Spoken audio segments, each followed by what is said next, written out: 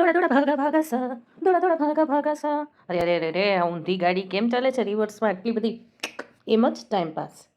આજે અમે એક સરસ જગ્યાએ જઈ રહ્યા છીએ. લોંગ ડ્રાઈવથી લોંગ ડ્રાઈવ પણ થઈ ગઈ અને ફૂડ પણ ભાવતું જોઈતું હતું એટલે આવ્યા છીએ. નમસ્કાર મિત્રો, મમ્મી યમી કિચનમાં હું આપની હોસ્ટ અને કાયમી દોસ્ત માતંગીમાં કડોઝા. આજે અમે આવી ગયા છીએ રાજકોટ જામનગર હાઈવે ઉપર પનામ ફૂડ મોલમાં, એટલે કે PFM.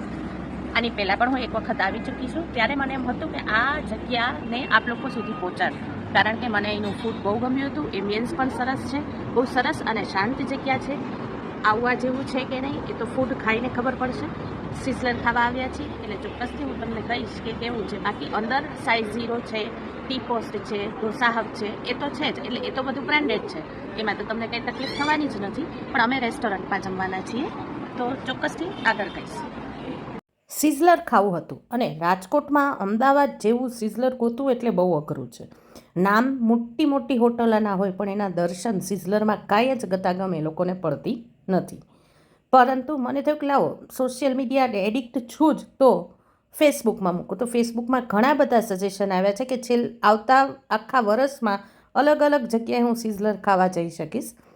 પણ અત્યારે અમને પંડિતભાઈ એટલે કે અનીશ કચ્છી સાહેબે જે કીધું હતું PFM એટલે કે પનામ ફૂડ મોલ, કે જે થોડુંક હાઈવે ઉપર પણ હતું એટલે અમારે બે માણસને થોડુંક લોંગ ડ્રાઈવ પણ થઈ જાય એટલે અમે અહીંયા આવ્યા છીએ. અમે પહેલાં સૂપ અને મસાલા પાપડ એઝ યુઝ્યુઅલ કાંઈ પણ ખાઈએ, મસાલા પાપડ તો ખાઈએ જ, એ મગાવ્યું. બહુ જ ટેસ્ટી હતું. સિઝલર પણ ક્વોન્ટિટી ખૂબ સારી, સાથે 2 સોસ પ્રોવાઈડ કર્યા હતા, જેમાં એક સ્વીટ હતો અને એક થોડોક એવો ટેંગી સ્વાદ આવતો હતો. અને ક્વોન્ટિટી પણ વ્યવસ્થિત હતી. 2 વ્યક્તિનું આરામથી ફૂલ પેટ ભરાઈ જાય એટલી ક્વોન્ટિટી હતી. અને ક્વોન્ટિટીની સાથે સાથે થોડુંક મને કોસ્ટલી લાગ્યું, પરંતુ જ્યારે સારું ફૂડ ખાવું હોય તો થોડાક પૈસા તો ખર્ચવા જ પડે. અને આમ પણ હાઈવે ઉપર જઈ અને આટલું ગર્લફ્રેન્ડ બોયફ્રેન્ડ જેવી એક આખી ફિલિંગ આવતી હતી. પછી બહાર અલગ અલગ સોડમ છે, ટર્બન ડાયરી છે, મુંબઈ સ્ટ્રીટ છે, એટલે તમને બધું જ અહીં મળી જાય. નાના બાળકોથી લઈ અને મોટા વડીલોને ભાવે એવા ઢોસા, કાઠિયાવાડી ફૂડ. અને રવિવાર હતો એટલે માણસો પણ ખૂબ હતા, પણ રાજકોટથી 18થી 20 કિલોમીટર દૂર.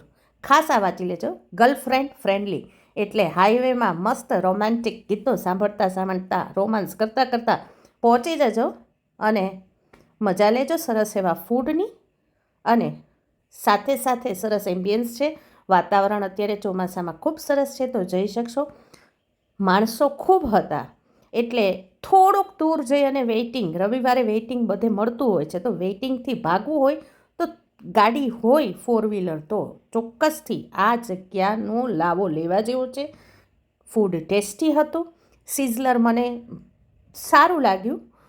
ટૂંકમાં રાજકોટમાં કહેવાય ને કે 1થી 5મા નંબર આવી શકે. આ રાજકોટમાં તો નથી જ, તરઘડી આવેલું છે, પરંતુ આટલું 18-20 કિલોમીટર તો અમદાવાદ એક વખત રહી આવ્યા હોય એ લોકો માટે નોર્મલ થઈ જાય છે. એટલે સરસ જગ્યા છે.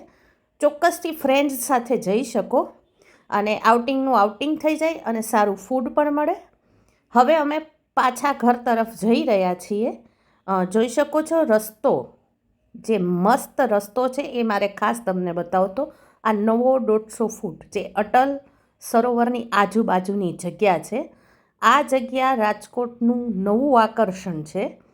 કાલે રાજકોટમાં જેટલા ગાડીવાળાઓ બહાર નીકળ્યા છે ને એમાંથી ભાગના ગાડીવાળાએ અહીંયા ગાડી પાર્ક કરીને મસ્ત મજાનું બેઠા હતા.